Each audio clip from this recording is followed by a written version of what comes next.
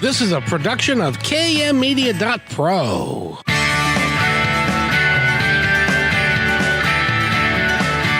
Welcome back to Positive Talk Radio. Our goal is simple: to explore evolving ideas one conversation at a time. So come on over into our world. I know you'll like it, because on today's show,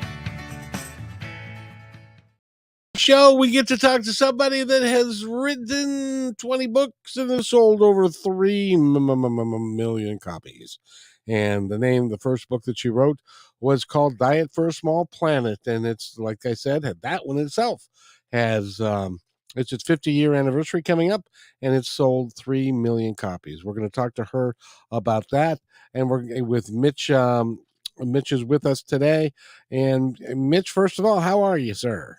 I am doing great, Kevin. How about yourself? I'm just awesome. Thank you. We had a great time last hour. We talked to a guy who makes horror masks and stuff. And we transitioned. Man, that was cool. Yeah, I tell you, we transitioned to a really great author and somebody that is really interested in taking care of humanity. She's got a website and a business called Small Planet Institute, where living democracy and feeding hope is their mission. And we're going to talk to her. But first, I need to check with Eric to make sure that everything's good, and we're all good. Eric, how are you? Everything is good, gentlemen. Good to see you both. Happy Wednesday. Indeed, indeed. And today, I know that, Eric, you are somebody that is deeply interested in democracy and how our country lives in a better way for us to be. And so this will be an interesting show, I think. Absolutely. Yeah. I'm looking forward to listening in. Well, we appreciate that. And Mitch, would you like to introduce our guest? Oh, yes. Or I can. Oh, yeah. I just wanted to make sure I didn't mess the name up. And so you go ahead and take over. I don't know why I lost the... Francis Moore Lappé. Right when you said it, I found it. And let's bring Francis on board. Francis, how are you doing? I'm doing great. I'm so happy to be with you. We're so happy to have you on KKNW. You're all being broadcast all throughout the Seattle area. Wonderful. And what's it like selling 3 million books? I've talked to, let me preface that. I've talked to a lot of authors, and there are very few have, over the course of a period of time, have sold that number of one particular book. And it was your first book that you'd written. That must have, did you go to the lottery after that to see if you could win some money doing that? Well, let me tell you this. I love to tell students this. I made a C on my first English paper in college. So never did I ever imagine I would be an author. But as I tell students too, I found my question.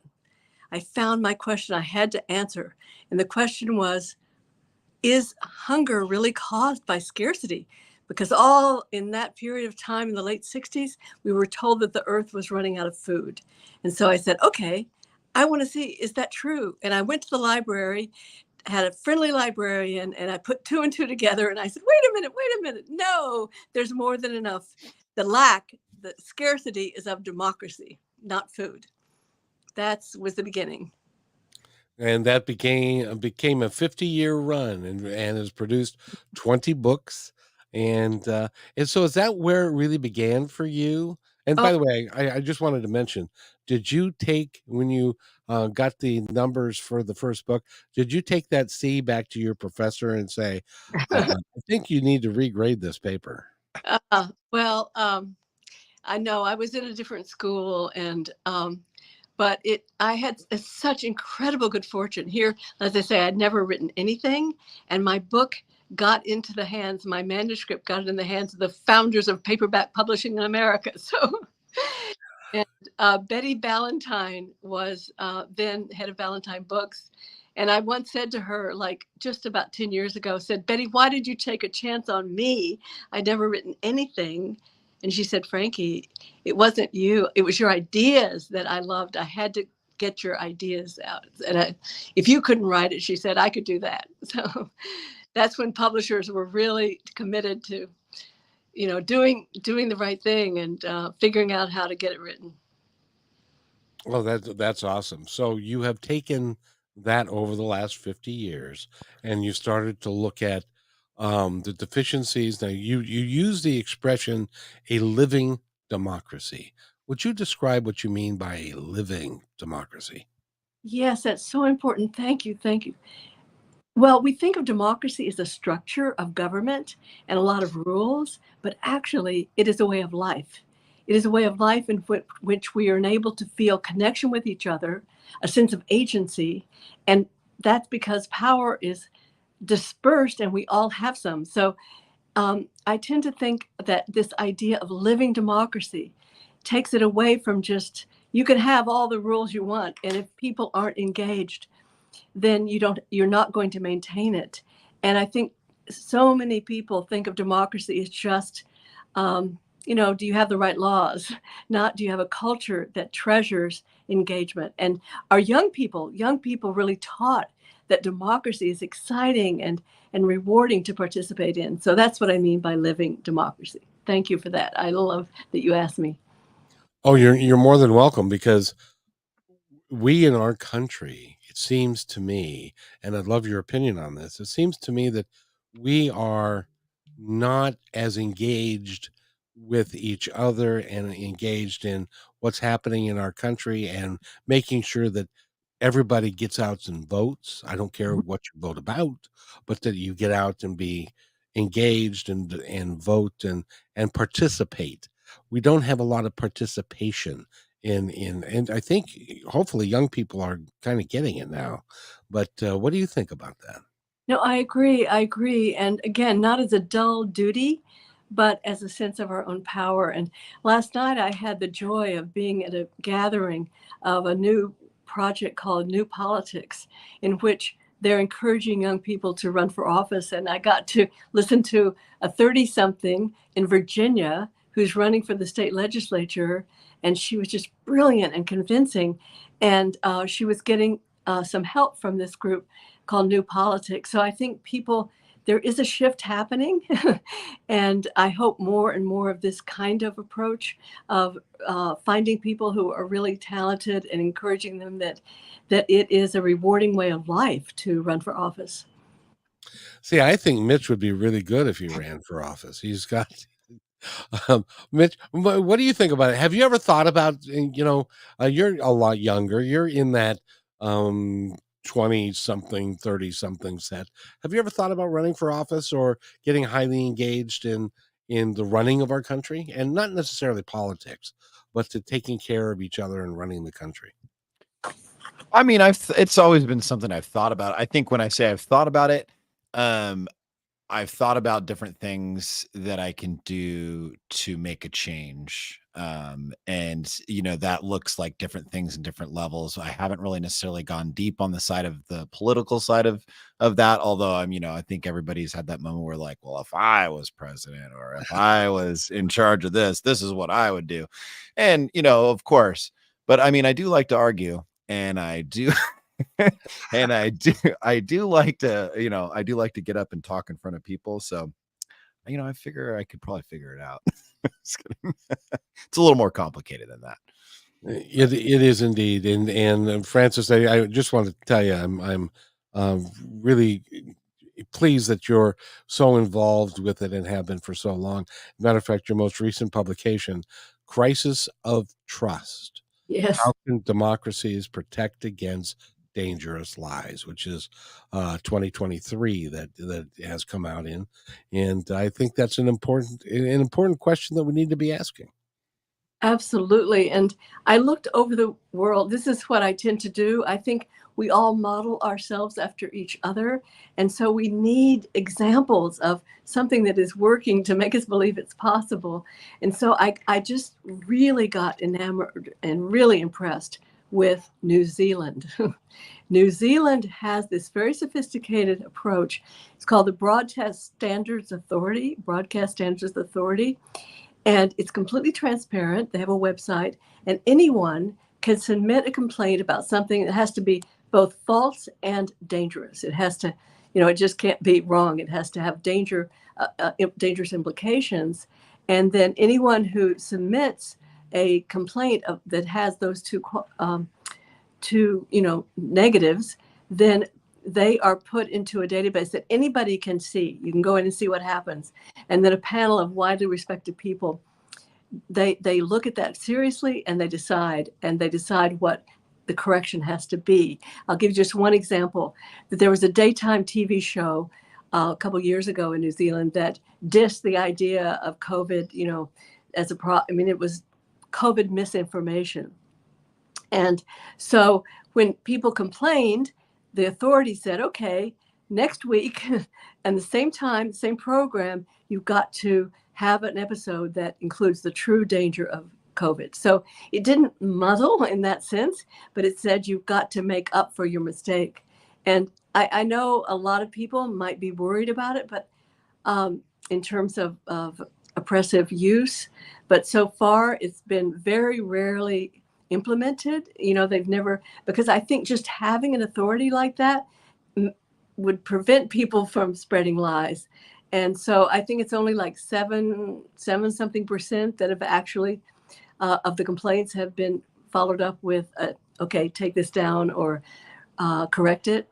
So I like to share stories of possibility, that not that we could do exactly that, but that the idea that there is a way to combat disinformation was the theme of that book. Yeah. I think it's really important that we work together to, number one, communicate with each other better, and also to make sure that we have the correct information that is not and is the internet one of the driving forces of why there's so much disinformation out there? Oh, certainly. I mean, it's changed everything. And the key to me is transparency. That as long as we are, that I'm not worried about censorship, as long as we have transparency about what is happening and why. And I think, that we've in this country have kind of this absolute sense that there can be no limits, almost no limits.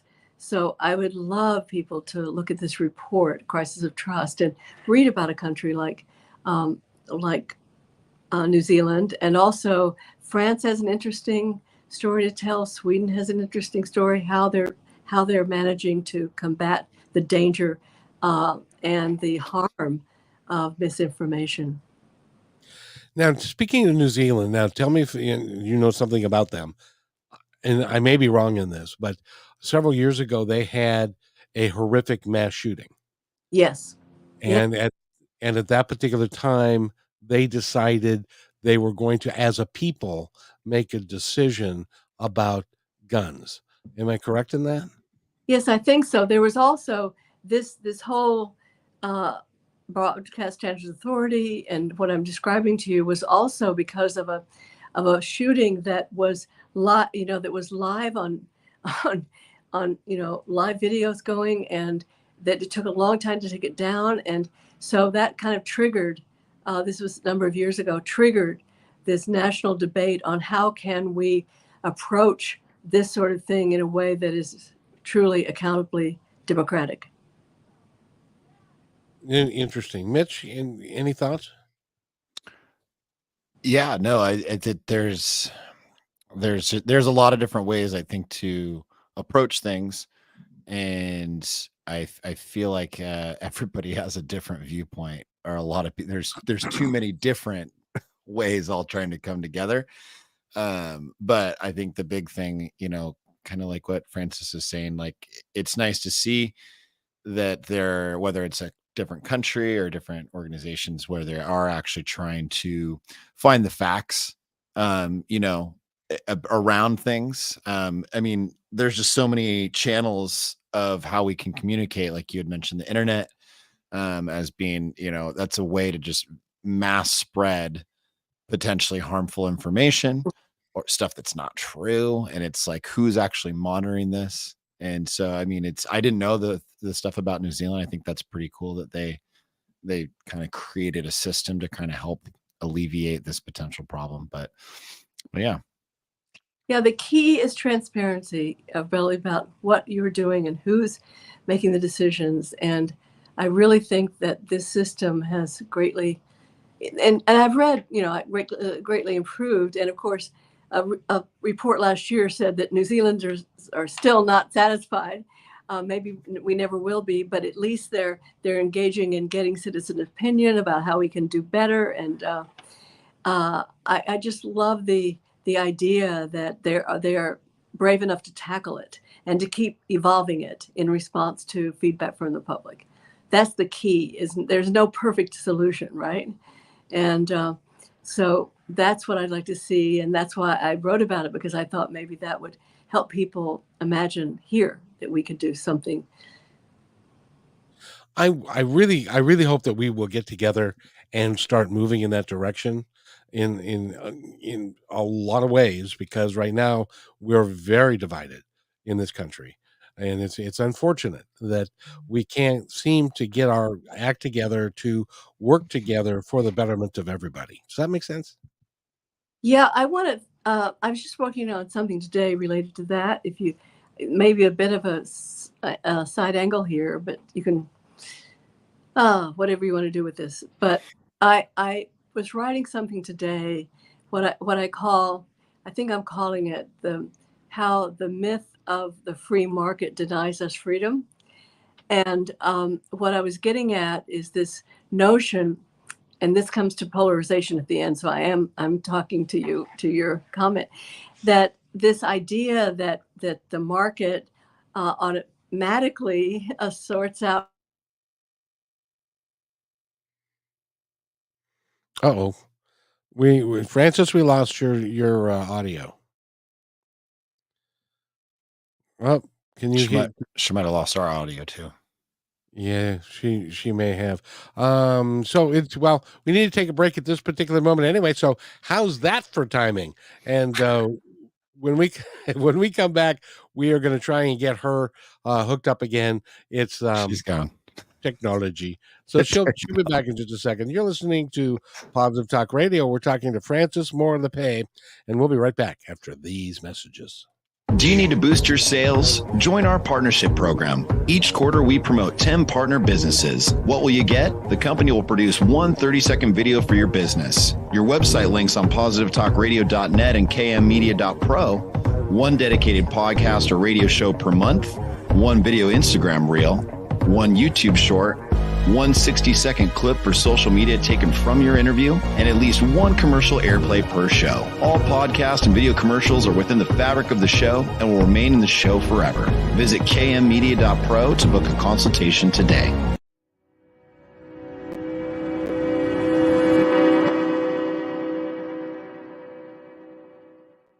When you want to say more than words communicate, you can with flowers. Your custom boutique floral studio in Bothell, Washington is anaturaldesign.com, connecting you to nature through the language of flowers. Where your people are is where our flowers are beautiful. Your success is our goal. For being our appreciated listener, you can use promo code PTR20 at checkout to receive 20% off your order. anaturaldesign.com at your fingertips today.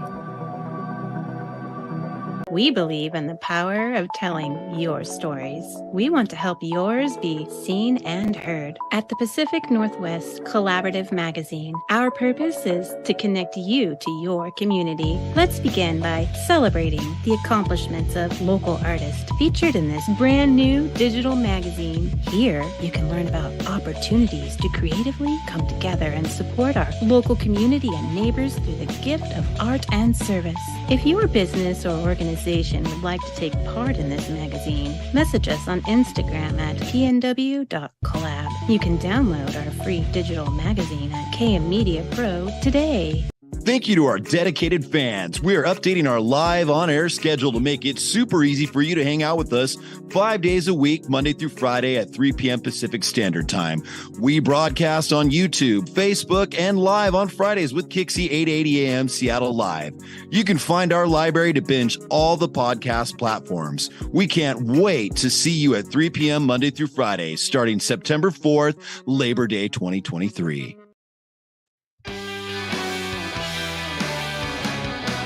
And welcome back to Positive Talk Radio, everybody. Mitch is here, and Frances is not here yet. So, Oh no. So hopefully she'll be up. Nope. Eric, nope. Are you having a stroke? You have a stroke? Yeah, he's stroking out again. Yes, I'm having a stroke. So our guest was having problems with her audio. I suggested that maybe she step out of the studio and then step back in. And she stepped out, but she hasn't stepped back in. So we're going to work on that here while you guys chat. Just wanted to give you a heads up in case you didn't see my note. I appreciate that very much, sir. And by the way, do you know that there was somebody new doing commercials for us? I kind of recognize the voice.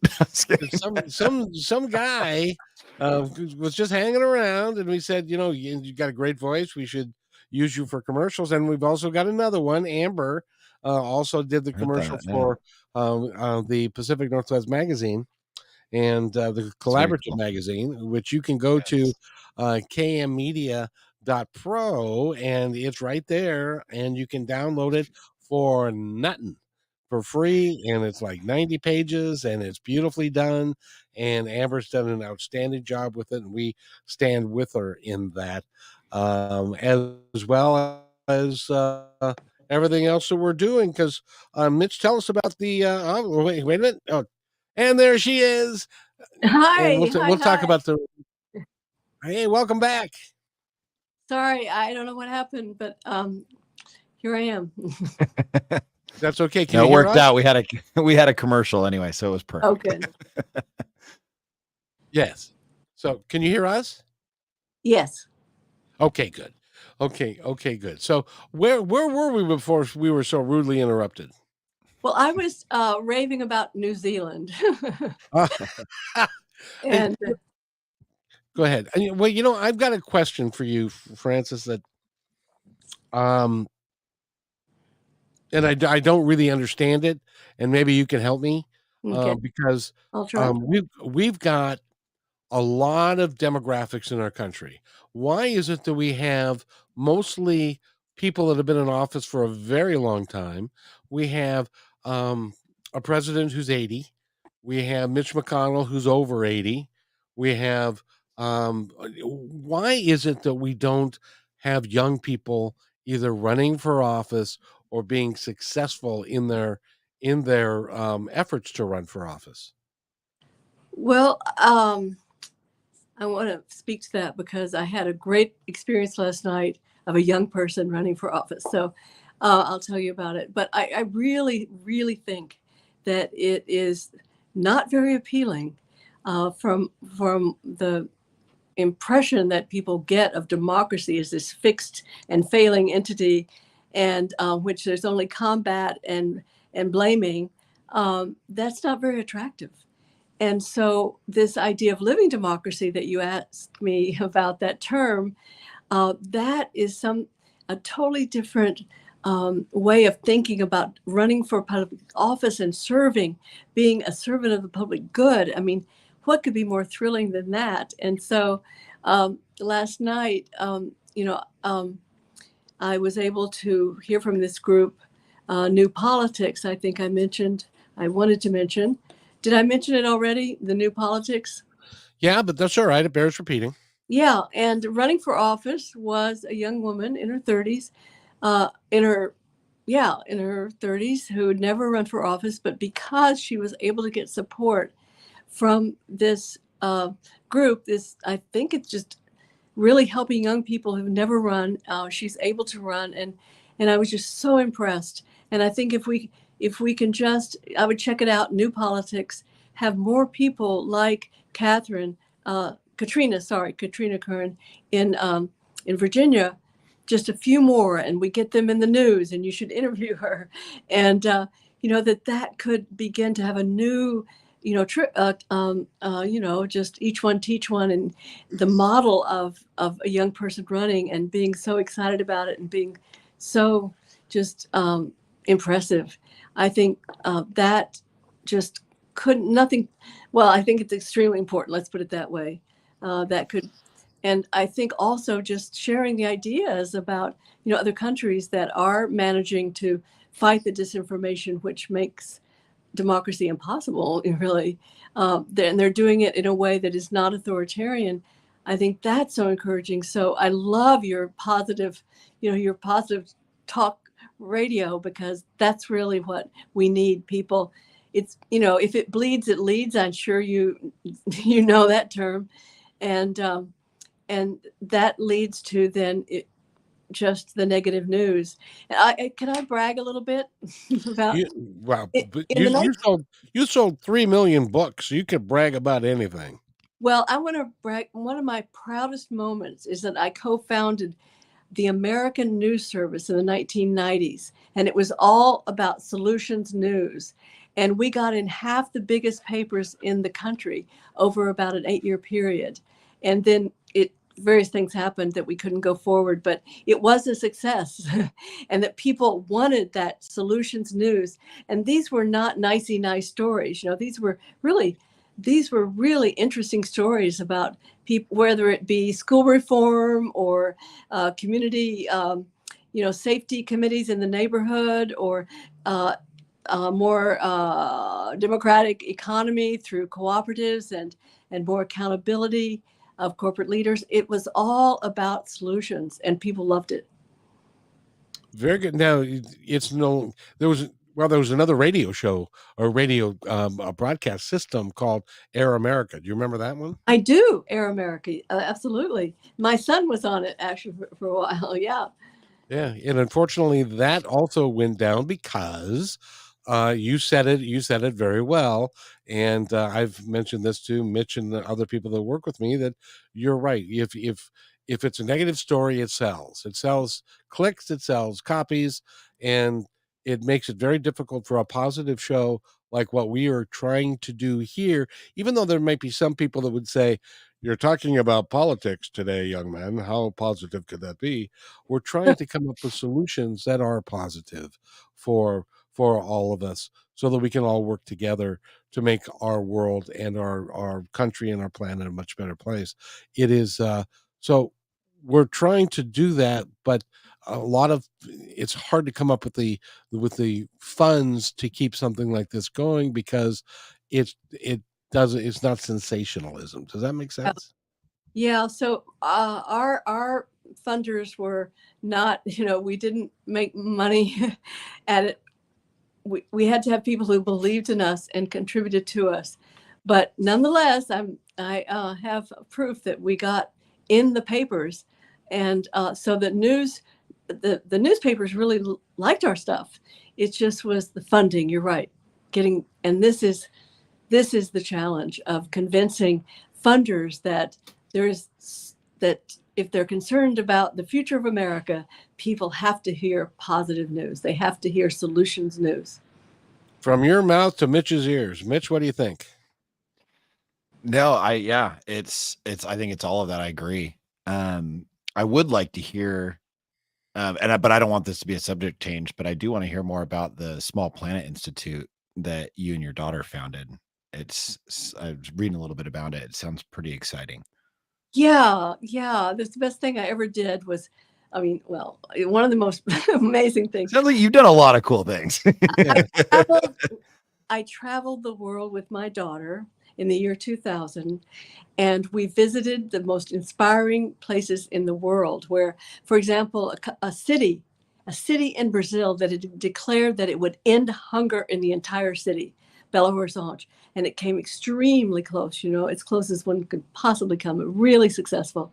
So we went continent to continent, and we wrote a book together called Hope's Edge. That was Anna, my daughter's title. And we said, these are people pushing the edge of hope forward for the rest of us to walk, that to be filled with hope ourselves and be motivated by it. And so, we traveled to India, for example, and met women of the lowest caste who had no power previously in their families or in their communities. And they started to meet at night after their kids were in bed, and they started lending each other little bits of money, and started buying little plots of land that then grew, and where they grew we walked in a field of 21 different plants, and these were healthy foods they were creating. And they ended up even so successful they got their own radio show. I thought that would appeal to you. And when I left the village, I was walking up the hill after the interviews were over, and I heard this rustling behind me. And I turned around, and the women were rushing up the hill, and they said, wait. And they said, we forgot to tell you the most important thing. And I said, oh. They said, yes, the most important thing is we found our courage. We found our courage. And so doing as you are, doing what's different than others, stepping out of your comfort zone to create positive talk show. I mean, that takes courage, and courage is in varied form. But the idea that, I love quoting Eleanor Roosevelt, who said, do something every day that scares you. And I can't say I live up to that, but I try to do what, I try to go for the next challenge. And that way I'm doing something that scares me. And I just love that slogan. Kevin does that every day. He does all kinds of things that scare him. It scare me. They scare you more than me. So that's wonderful. Congratulations. The whole idea of this whole project is to be able to put something positive out there, so that not that it counterbalances what's being put out there in a negative way, but we've got to understand that we're all one, and we all need to care for one another and really work together. And I think you're right. Having having democracy that is clear and is living and breathing, and it is working together, and it feeds hope. You have that on your website. It feeds hope for people, and that's what we need in order to work together to make it all happen for all of us. Because who said this? He said, if it doesn't work for name's on the tip of my tongue, it'll come up with it. But if it doesn't work for everybody, it doesn't work for anybody. Oh, that's good. That's good. Yeah. I believe, I often say hope is not for wimps, because to have hope, you have to be able to take a risk, because how can you believe that the world can change, right, if you're not changing? And so I really think that hope is action. Hope is taking risks. And on the wall right next to me that you can't see is from a Chinese writer who said, hope cannot be said to exist, nor can it be said not to exist, for it is like the roads across the earth. In the beginning, there were no roads, but when many people pass one way, a road is made. And so every time we step out, we make room for somebody else to come and to risk and to find their inner courage. Yeah. I really think that that's important. I was gonna bring up a Back to the Future reference. I was where we're going, we don't need roads. Oh, good. I love you. You're thinking like me. That's so. But it's important that we are willing to go into a place where nobody has gone. Who was that? Rod Sterling or somebody? Going into a place where nobody has gone before. No, that's Star Trek. What am I talking about? Anyway, but it's important because we all need to work together to take our country to a place where it has never been before. And Absolutely. You know what I want to do? I'm here in the office by myself, and I thought my phone was fully charged, and I realized right before we began that it wasn't, and I just want to make sure, I just want to see if I'm here alone, if I have a charger. Well, I'll tell you what, why don't we do this? we've got another break that we need to take, Okay. and then we'll go to break, and we'll come right back with. By the way, we're talking with Francis.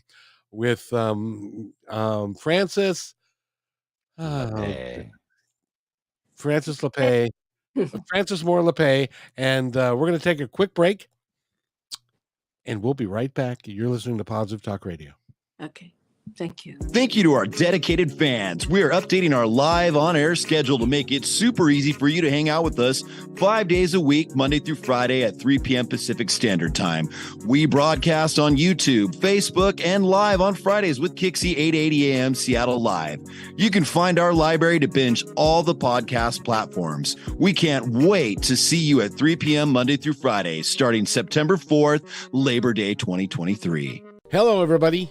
If I could have your attention, please, I have an important announcement to make just for you. As you may know, PTR is heard and seen on radio, KKNW, and now Kixie, several websites, podcasts, YouTube, Twitter, Facebook, and most social media. At PTR, we believe in working together to make the world a better place, and because you're listening, we know that you're dedicated to the same. So we'd like to support your efforts by offering an outstanding multimedia package for you at a deeply discounted rate.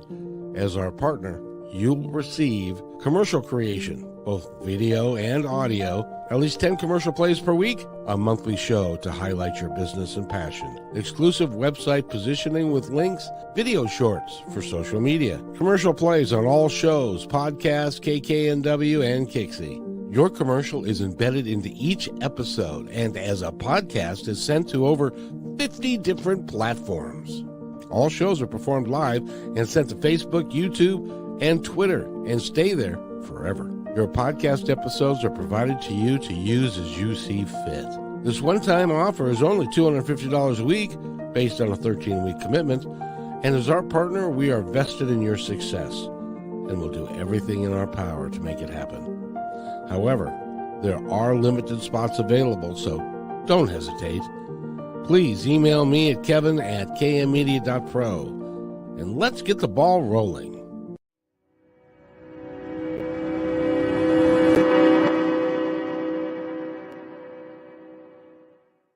When you want to say more than words communicate, you can with flowers. Your custom boutique floral studio in Bothell, Washington is anaturaldesign.com, connecting you to nature through the language of flowers. Where your people are is where our flowers are beautiful. Your success is our goal. anaturaldesign.com at your fingertips today.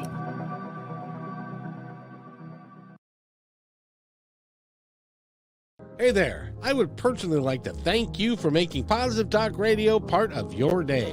Whether you like podcasts or the radio show, we're glad to have you along. I'd love to hear from you with thoughts about the show and ways that we can make it even better. You are the reason we do these shows, because the more people we can touch, the better we can make the planet and our time here just magnificent. Please contact me, Kevin at kmmedia.pro, with any thoughts, comments, or suggestions, and thank you for being in my dream.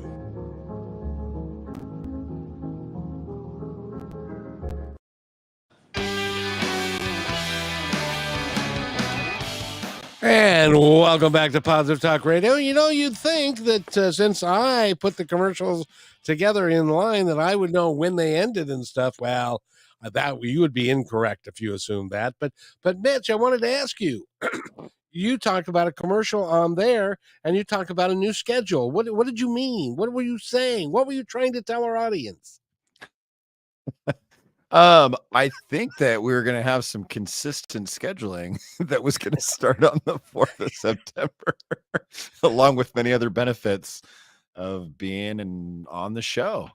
All kinds of different things. Well, no, we are now doing the show at 3 p.m. Monday through Friday, and it's either going to be on Kixie, or it's going to be on KKNW, or it's going to be on the podcast on YouTube. You know how many YouTube views we have these days?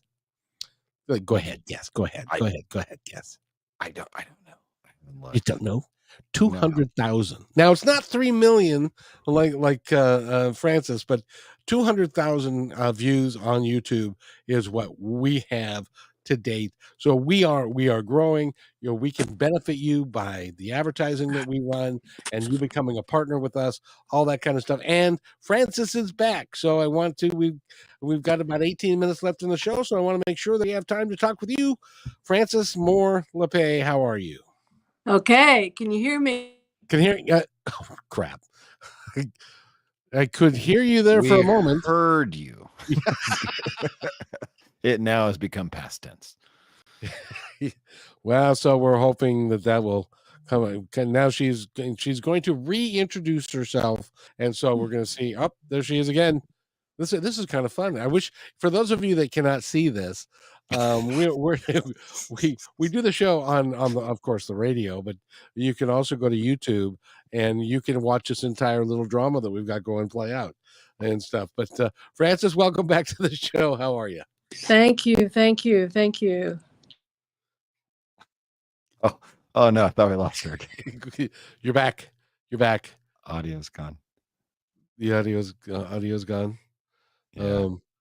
Yep. See, we've got this. We've got so Mitch. First of all, I'd like to thank you and welcome you to Wednesdays with us. You're going to be doing Wednesdays afternoon with us every week.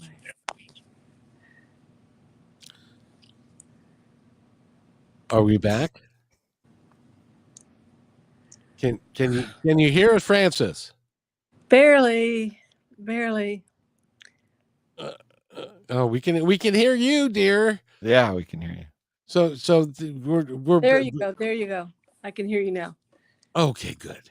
Okay, Sorry. good. So this is kind of unique and fun, isn't it? Yes.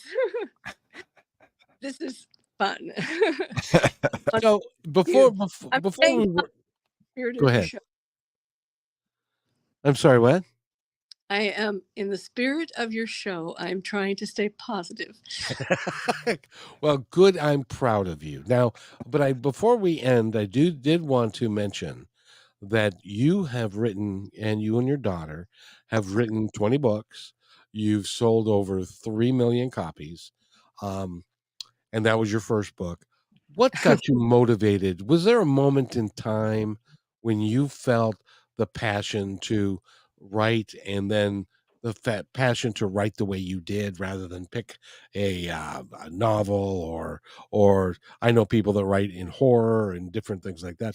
What decided you to pick what you're doing? I had a burning question I had to answer. And that's what I tell young people, as I said before, find your question, because the world was saying that, that everybody thought we're running out of food. And I said, wait a minute, I don't have a PhD in this, but it's pretty obvious to me that we're not. And then I found the friendly librarian at the UC Berkeley Library who helped me literally. Do you know what a slide rule is? I do. Okay. Younger people don't, but it's an instrument before we had calculators. And so I had my dad's slide rule in a leather case, and I went to the UC Berkeley Ag Library and I just put the numbers together, and that was so empowering. I said, oh, if you have a question, I really mean all of us, anyone listening, that see if you can get an answer yourself and let one thing lead you to the next and the next and keep asking the next question. And so the next question, ultimately, when I realized there wasn't enough food, there was more than enough food, I said earlier, the scarcity is democracy. And so a lot of my life has been this really thinking of, as you rightly called it, what I call living democracy. It's not a dull duty. It's an exciting way of life. And that's what I'm hoping that more and more, especially young people, can realize. And so it's excited to learn about this new project, New Politics, that is bringing young people to run for office who would never have thought of that before. And so at our website, we have a democracy website called just democracymovement.us. So it's democracymovement.us or .us, however you want to look at it.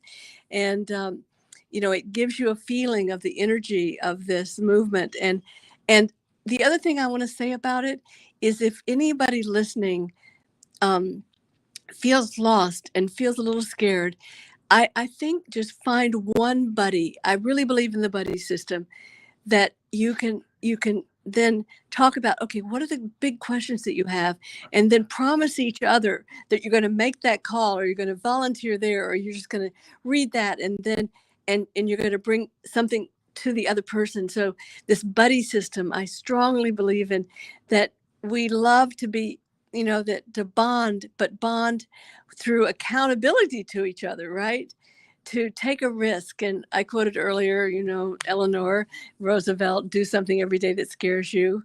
And I can't say I live every day with something that scares me, but this show is a little, I haven't been on the radio much with all the things going on. And so the point is, find a friend and then commit to doing what you thought you could not do.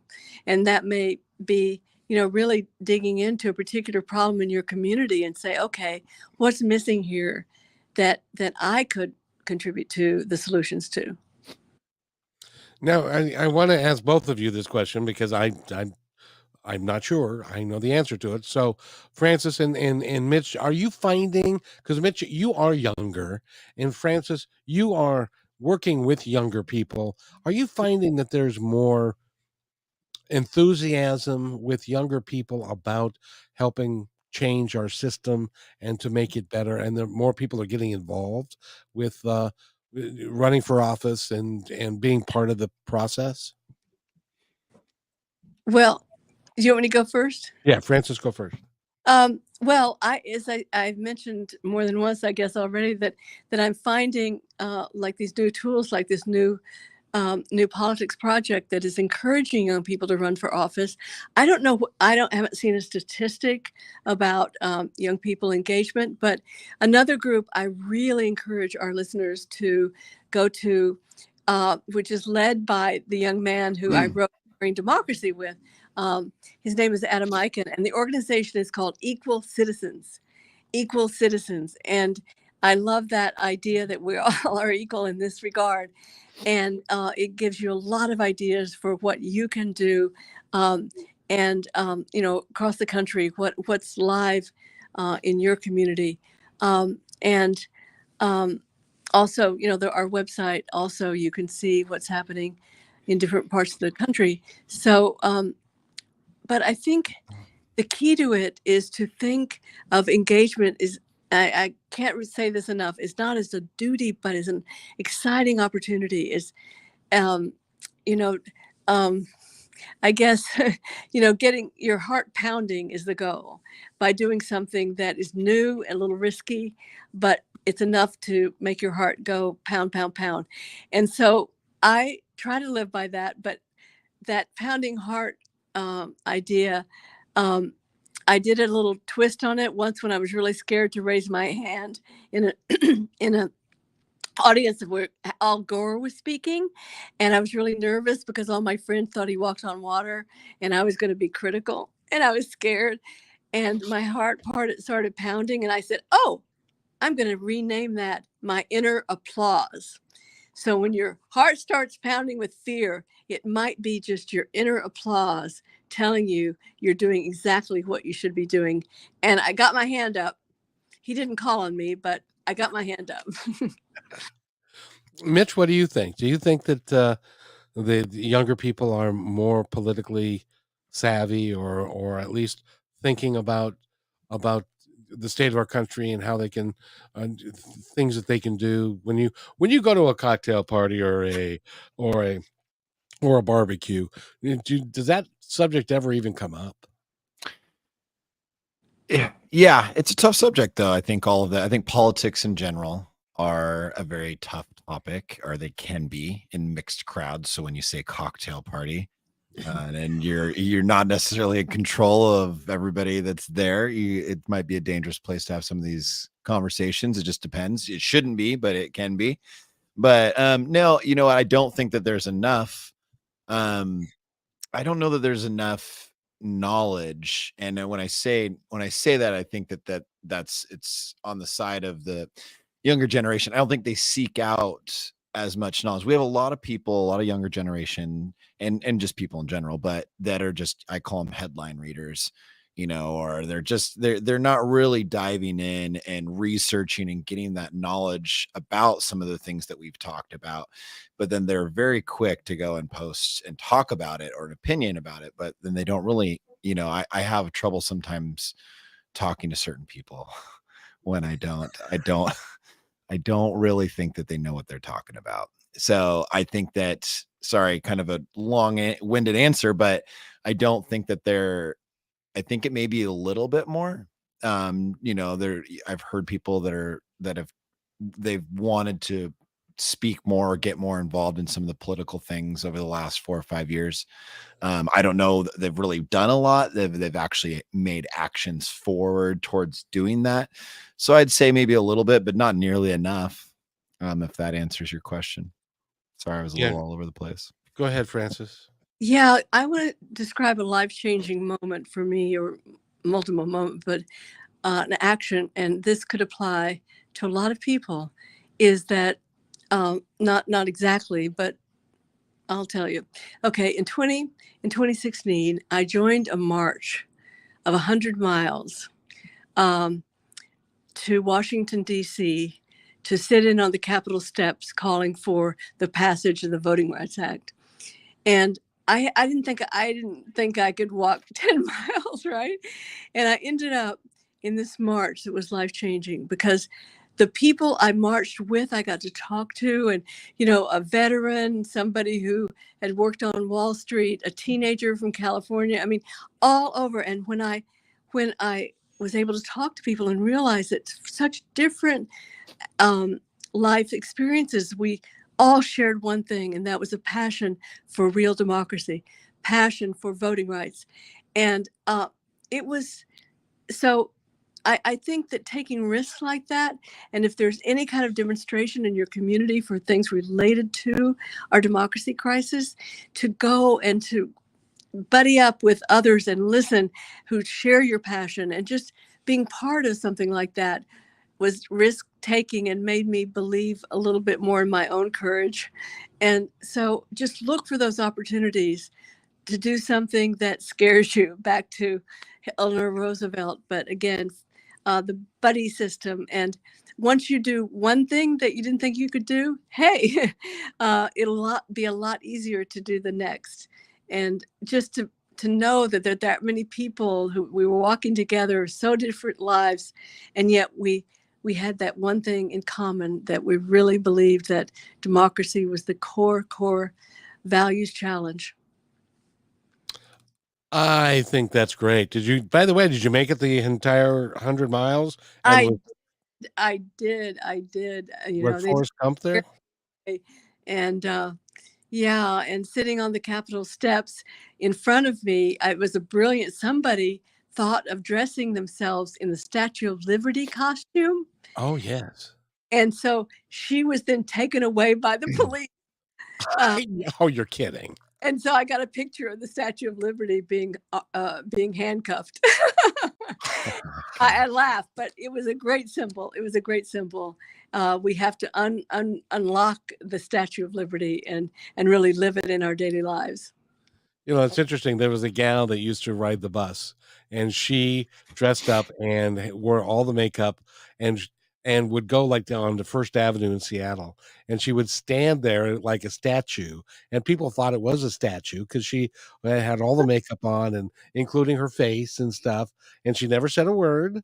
And then people would give her money and stuff, but she never got arrested.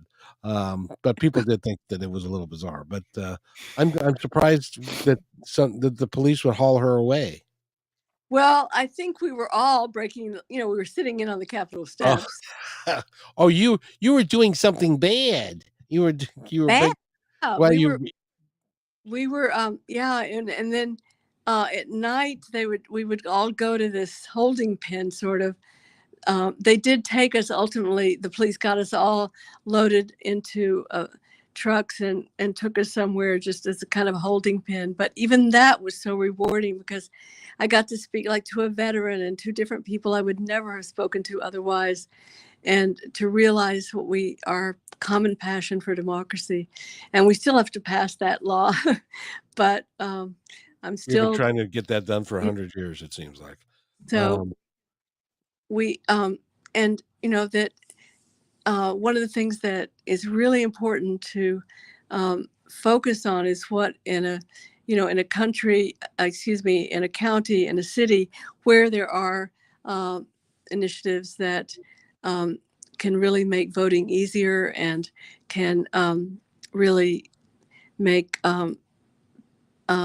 just like why don't we have voter registration for every 18-year-old, whether it's the senior high school or the freshman year in college, so that there's just automatically that you get registered and you start feeling like, okay, I can express my power now. And that would make a huge difference. That would make a huge difference. We're going to end up having to go because we're running out of time. But Frances Moore Lappé, she's written 20 books. Go to Living Democracy or smallplanetinstitute.com. .org. I'm sorry. And thank you for being here. I really appreciate it. Oh, and you're terrific. What a pleasure. Thank you. Thank you. And Mitch is going to take us out, and we'll see everybody on Friday at noon. All right, all of our beautiful listeners out there, you are listening to Positive Talk Radio on KKNW 1150.